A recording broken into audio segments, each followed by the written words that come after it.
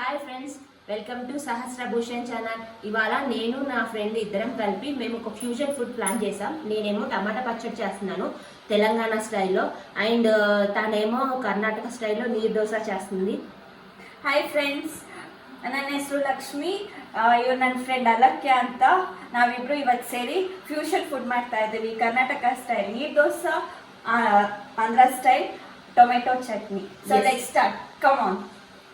ಇಲ್ಲಿ 1.5 ಕಪ್ ಅಕ್ಕಿನ ಹಾಕಿದ್ದೀನಿ ನೆನೆಯೋದಕ್ಕೆ 2 hours ಬಿಫೋರ್. ಅಕ್ಕಿ ಚೆನ್ನಾಗಿ ನೆನ್ಕೊಂಡಿದೆ ನೋಡಿ.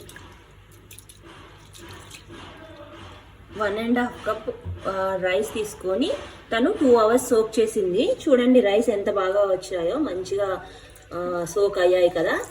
2 hours నానబెట్టుకున్న రైస్ అండి ఇవి.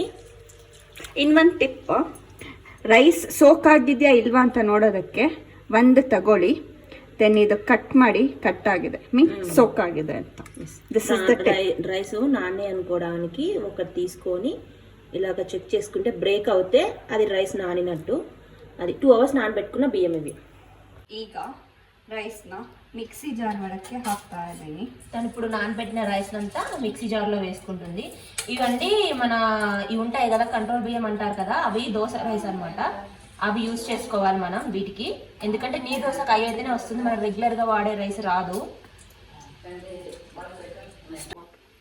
ಈಗ ಈ ಕಪ್ಪಲ್ಲಿ 3/4 ಕಪ್ ನೀರು, అంటే హాఫ్ కప్ మీద కొద్దిగా ఎక్కువ వాటర్ పోసింది. దాంట్లో ಜಾಸ್ತಿ ನೀರು ಹಾಕಿದ್ರೆ ರುಬ್ಬೋದಕ್ಕೆ ಕಷ್ಟ ಆಗುತ್ತೆ. ఎక్కువ వాటర్ పోసుకుంటే అది గ్రైండ్ అవ్వడానికి కొంచెం కష్టం అవుతుంది, ఎందుకంటే జోరుగా అయిపోతే రాదు కదా, అందుకోసమని. ಈಗ ಸೊ ಸ್ಟಾರ್ಟ್ ಮಾಡಿ. ఓకే, లేదు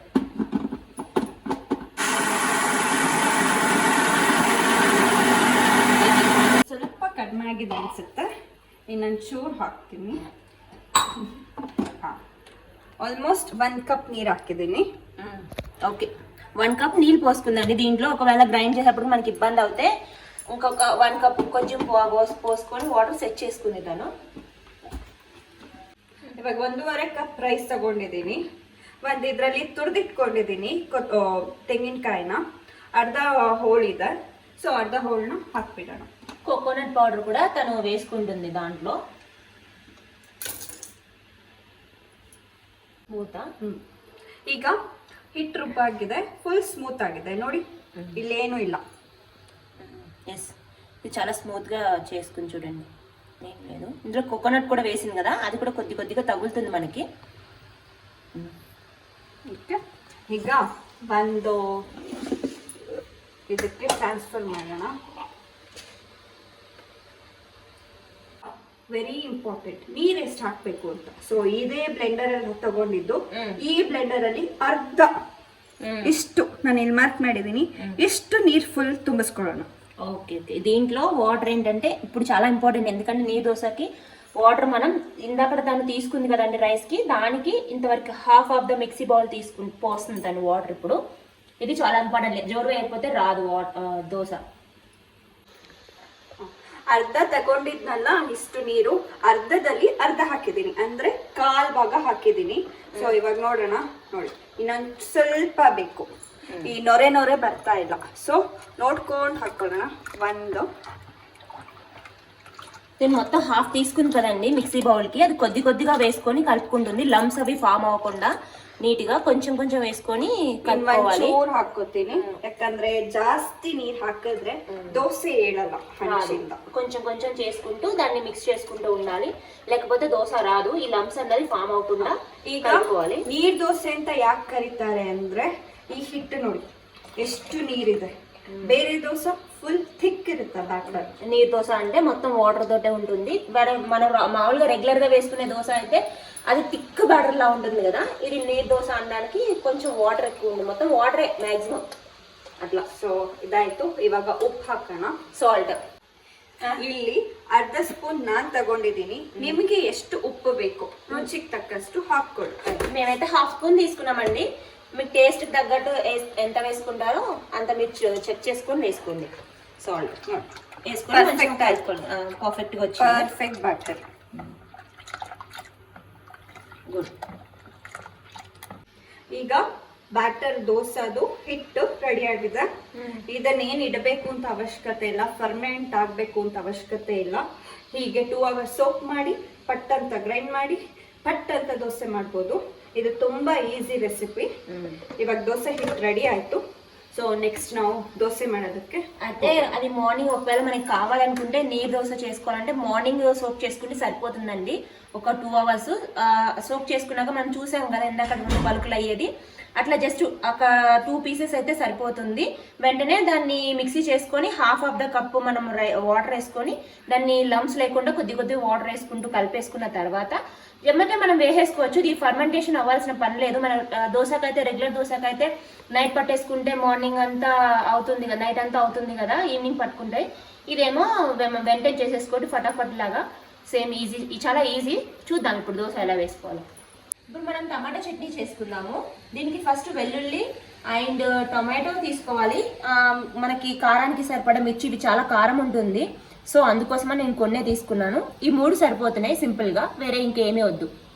ಈಗ ತೆಲಂಗಾಣ ಸ್ಟೈಲ್ ಚಟ್ನಿನಲ್ಲಿ ಟೊಮೆಟೊ ಒಂದು 8 ಟೊಮೆಟೊ ಇದೆ, ಒಂದು 8ರಿಂದ 9 ಬೆಳ್ಳುಳ್ಳಿ ಇದೆ, ಮೆಣಸಿನ್ಕಾಯಿ 8 ಇದೆ.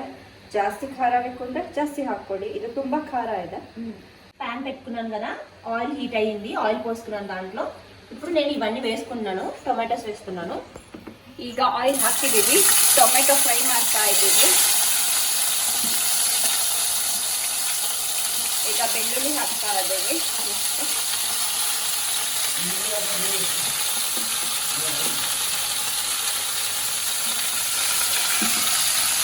కొద్దిగా చేసుకొని క్యాప్ పెట్టేసుకుంటే సరిపోతుంది, కుక్ అవుతుంది అది. ಈಗ ಕ್ಯಾಪ್ ಹಾಕಿ ಇಡೋಣ, ಸಾರಿ ಲಿಡ್ ಹಾಕಿಡೋಣ, ಲಿಡ್ ಹಾಕಿಡೋಣ.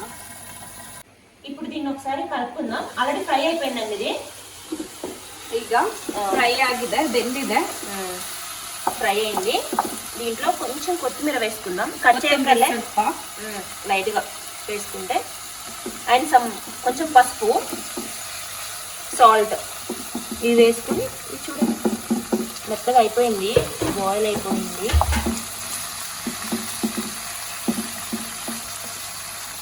ಸ್ವಲ್ಪ ಅರಿಶಿನ, కొంచెం పసుపు వేసుకున్నాం, అండ్ అలాగే కొంచెం సాల్ట్ కూడా.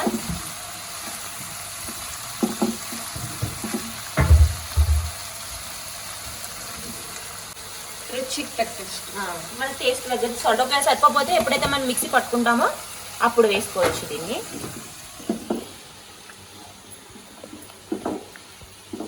మళ్ళీ కొంచెం మూత పెట్టుకోవాలి. ఇక్కడ చూడండి మా ఫ్రెండ్ ఏం చేసిందో, ఒక జాడీలో ఫ్లవర్స్ చూడండి ఎలా పెట్టిందో, ఎంచక్క చాలా బాగుంది నీట్గా కిచెన్లో.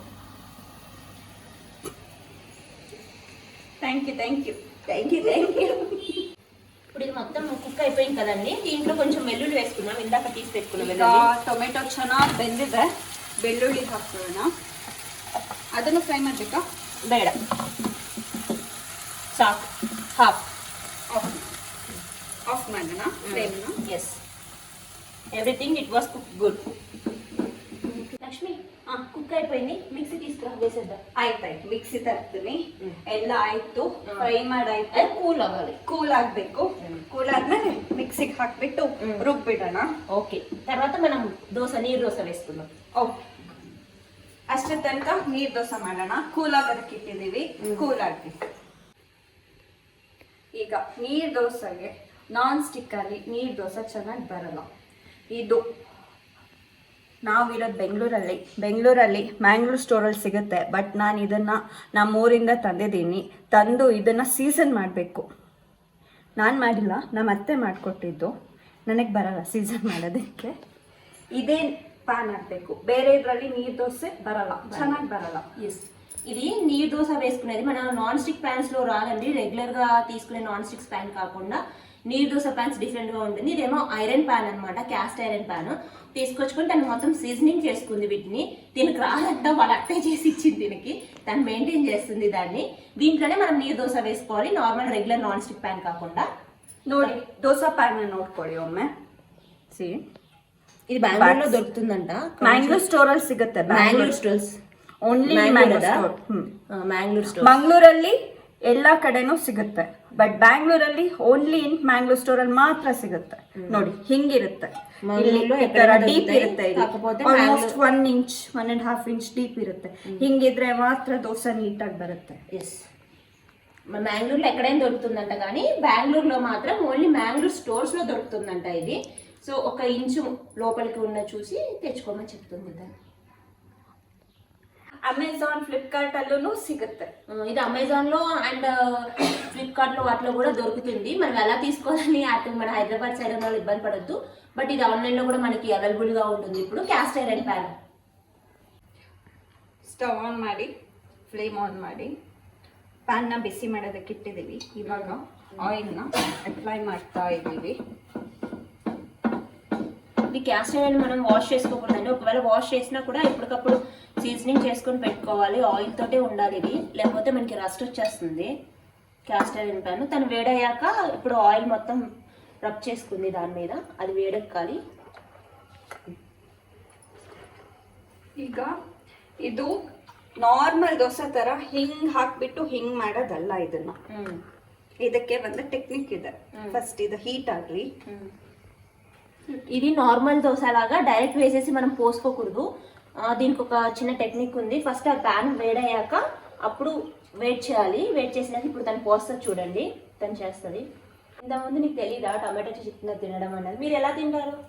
ನಾವು ಕೊಕೊನಟ್ ಚಟ್ನಿ ಅಂದ್ರೆ ಕೊಬ್ಬರಿ ಚಟ್ನಿನಲ್ಲಿ ತಿಂತಾ ಇದ್ವಿ. ಸೊ ಇವತ್ತು ನನ್ಗೆ ಆಸೆ ಆಯ್ತು Andhra style, Telangana style tomato chutney ಜೊತೆ ತಿನ್ನೋಣ ಅಂತ. ಸೊ ಇದು ಈ ನಮ್ಮ ಕಂಟೆಂಟ್ ನ ಫುಲ್ హైలైట్ ఫ్యూషన్ ఇది. మేబీ ఎవరైనా చేసి ఉండొచ్చు కన్నడలో, బట్ నాకు తెలియదండి. ఇదే ఫస్ట్ టైం నేనైతే చూడడం. ఇదివరకు ఒకసారి వచ్చినప్పుడు తను నీరు దోశ తోటి నాకు పన్నీర్ పెట్టింది, పన్నీర్ కర్రీ తోటి. కానీ వాళ్ళైతే కొబ్బరి చట్నీతో తింటారంట.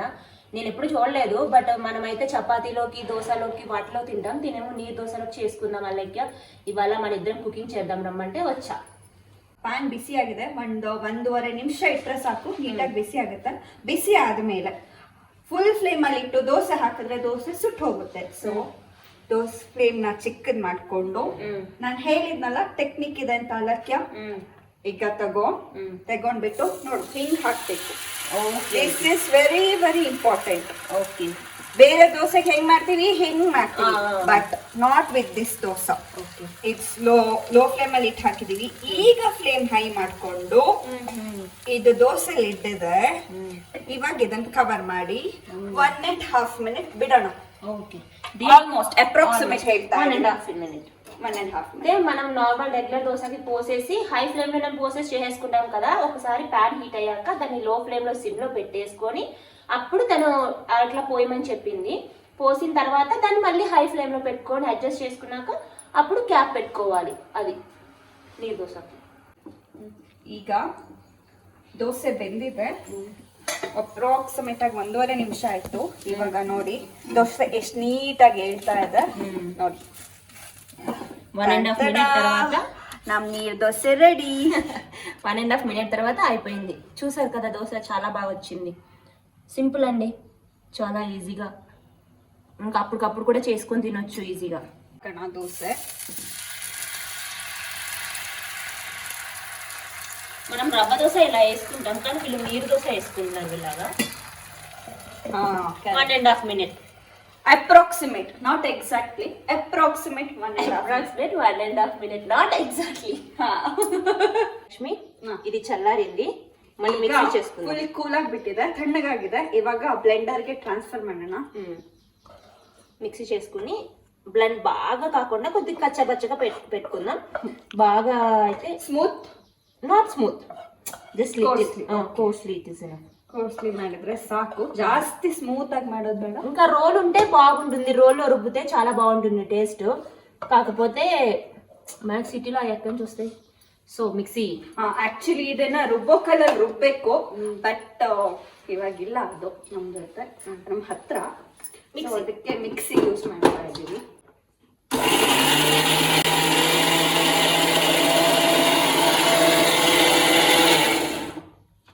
కొంచెం ಸ್ವಲ್ಪ ನೀರು ಬೇಕಾ? నాట్ జస్ట్ ಓಕೆ, అంటే బాగా మెత్తగా కాదు, just it is enough.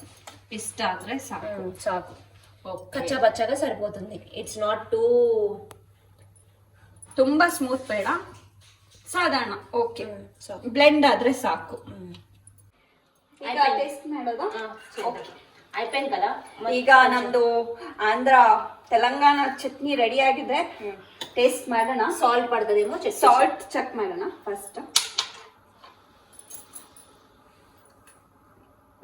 Correct ಆಗಿದೆ. సరిపోయింది. కారం సూపర్ సూపర్. అన్ని సరిపోయినాయా?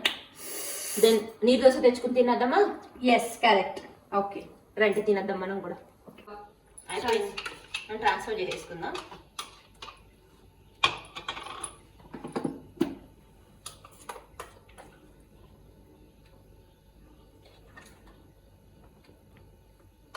ಈಗ ಚಟ್ನಿ ಬಂತು. ಇನ್ನೊಂದು